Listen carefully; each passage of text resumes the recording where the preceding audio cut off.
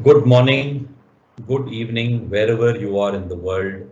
This is Krishna Gopal back with my Padi Hai with KG series of videos. And my topic for today is about this very sexy phrase called VUCA. And everybody talks about the fact that you have to adapt to the VUCA world and be flexible and all that. But in actual fact, secretly, all of us seek the very opposite, isn't it? We want simplicity, stability, clarity, and so on.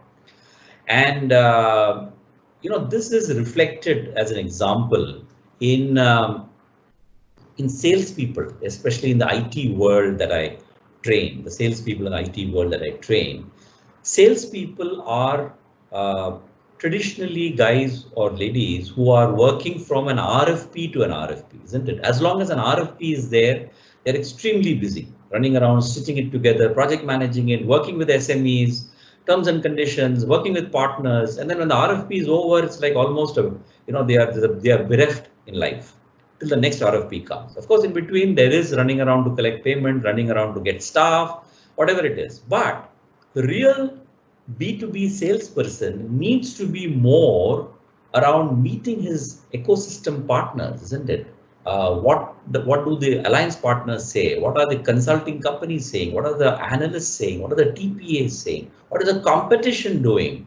There's so many ecosystem partners that you need to meet, and that information is what makes you unique and different in a B2B selling situation. If that forms a part of your to-do list, then chances are your everyday is going to be extremely busy, because that's a very unstructured way of gathering data and stitching it together and creating a mind map of your market, of your client. This people do not do, and they are very happy doing RFPs, and therefore the effectiveness is also a question mark. Why I'm bringing this up is because recently, I am now into sales training. A bunch of youngsters helped me, and many of them walked up to me and said, "Sir, we have bandwidth." That really blew my mind. I said, "Boss, just because we finished one batch of training and another batch is yet to come up, are you saying you have no work? Where are the case studies to be written? Where are the geopardies that we have to build? Where are the Kahoots that we have to build? What about the bite-sized learning that we have to do? What about the various case studies that we have to write based on the wins that we have done in the past, right? What about the simulations that we have to do, working with partners? There are tons and tons, because in training, we have to be relevant.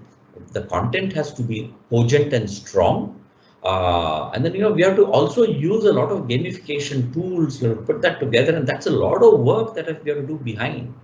So, they slunk away when I mentioned this, but it got me thinking. So my message to all of you out there, youngsters listening in, is that as you go into the job market, you need to realize that the work is about a lot of information that has to be there at your fingertips, so that you stand out, so that you are able to use that information, analyze that, and able to take much better decisions.